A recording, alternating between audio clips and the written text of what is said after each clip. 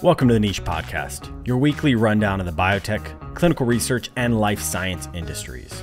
I'm your host, Dr. Noah Goodson. This week, trends in science from investors and immuno-oncology to decentralized trials and basic research. We look back on 2020.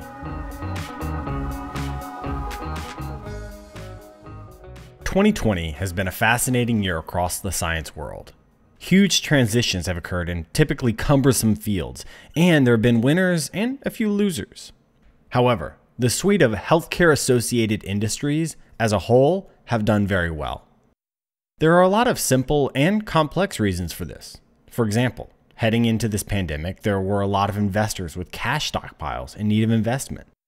The pharma-related industries have received more press, which has been generally positive, and governments around the world have surged stimulus money into economies, which to date have staved off any global recession. But those are just broad economics. There are also industry-specific changes that have occurred while navigating a global pandemic. I want to take a look back on some of the biggest trends that shaped 2020 in our industry. While this is no definitive guide on the year, my hope is that it gives you a few peaks and valleys to carry forward into next year. 82 biotech companies went public on the NASDAQ this year, raising more than $15 billion. This is money like has never been seen in this industry. The second closest year on record was 2018, where 72 companies went public, raising just $8.4 billion. There were not only more companies this year, but they almost doubled the amount raised. That's just an absurd amount of money.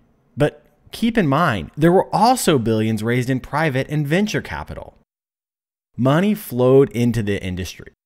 Now, this is biotech, and not all companies will survive the gauntlet of the next couple years. But the capital is invested, and there will be value created as a result. Years like this create the opportunity for output across the next half decade or more. The success of mega blockbusters like Merck's Keytruda has continued to drive interest in monoclonal antibodies and other immune-related direct oncology treatments. Several companies raising massive C or D rounds or going through mergers and acquisitions have products in this space, and numerous major players have reiterated their interest in developing these therapies.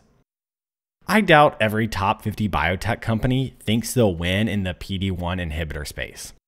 Instead, I think they're virtue signaling to investors. Some will get blockbusters, but others will convince investors they're trying long enough that they can develop something else that does work. Perhaps a good way to think of this immuno-oncology super therapy chasing is as the first round in a fight to win at personalized medicine. A small story from episode 17 highlights what I think is a huge trend in 2020. COVID-19 testing is incredibly profitable. Thermo Fisher, the scientific supply company, made $2 billion in COVID-related sales in Q3 alone. With close to 1 billion COVID-19 tests performed globally, all those supplies have to come from somewhere. Whether it's a novel at-home kit, a drive-through with a nasal swab for PCR, or an antibody kit, those require supplies. In fact, supply shortages are one of the reasons that tests are often delayed or can be hard to get. There's no sign of a slowdown in 2021. While vaccines roll out and infection rates may drop in summer 2021, testing will remain high throughout much of the year. The Niche is brought to you today by the Scope Method LLC. The Scope Method helps companies develop clear vision and strategic processes. Whether you need fresh eyes on your data, independent risk assessment, or are pivoting into a new therapeutic space, the Scope Method will help you focus close to re-examine what you know and look ahead to where you want to go. Find out more at thescopemethod.com.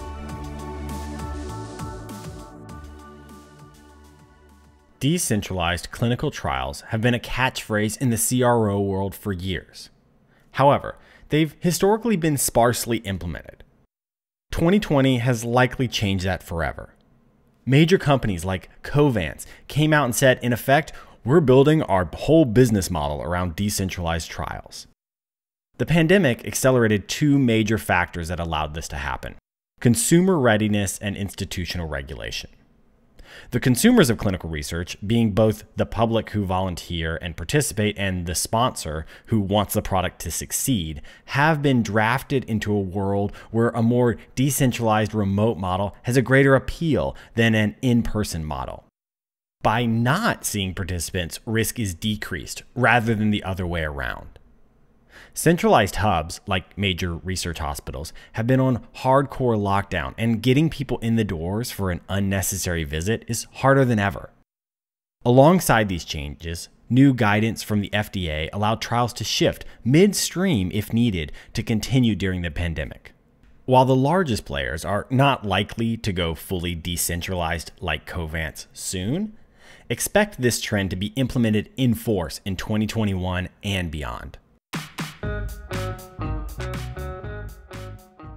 Basic science, like all non-essential industries, has been impacted by COVID-19.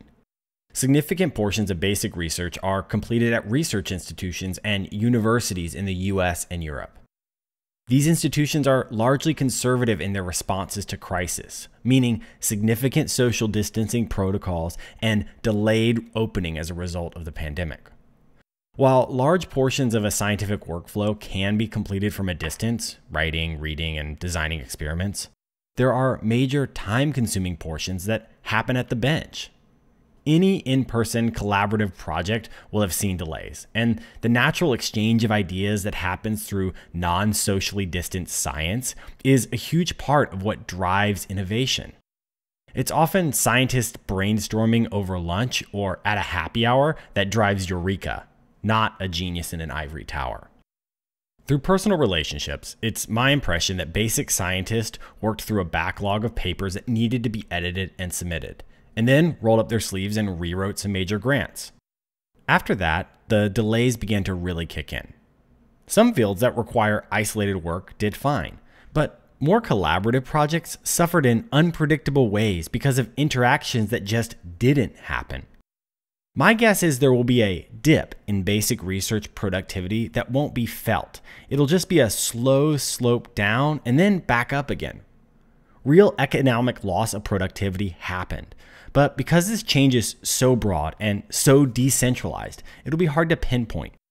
Additionally, many universities are navigating major identity crises around what education is, how it should work, and how much it should cost going forward.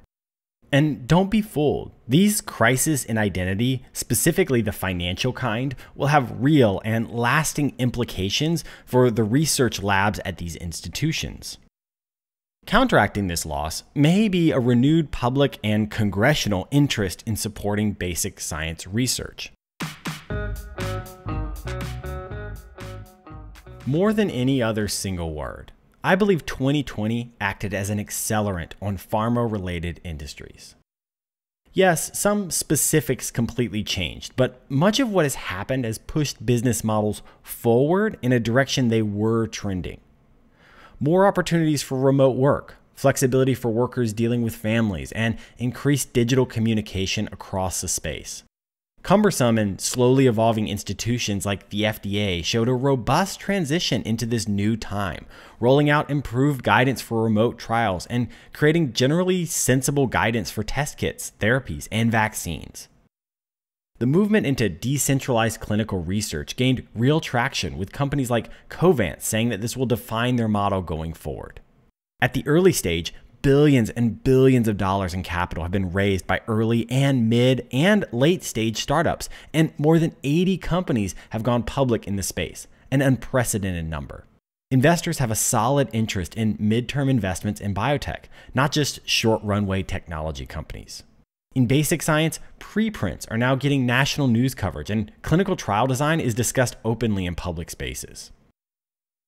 Most of these trends are not new. They've been happening in fits and starts in small ways, but 2020 has accelerated them, driving us forward into a fully 21st century industry. Will there be dinosaurs in how research is conducted? Absolutely. Will review boards have absurd expectations and backwards questions for decentralized trial design? You betcha. Will clinical science be less complex? Hardly. But I believe much of the digitization and mobilization is here to stay. Flexible hours and work from home options are hard to renege on after a year. And there's one industry-wide trend that will impact every one of us, and it doesn't take a PhD to identify it. You'll be having Zoom meetings for years to come. Thanks for joining me on the Niche Podcast, your weekly summary of the top news in the biotech, clinical trials, and life science industries. You can learn more at thenichepod.com or find us on your favorite podcast app. Like, comment, subscribe, and most of all, share with your friends. If you like what you hear, please rate and review. It really helps us. Once again, I'm Dr. Noah Goodson, and I'll see you next week.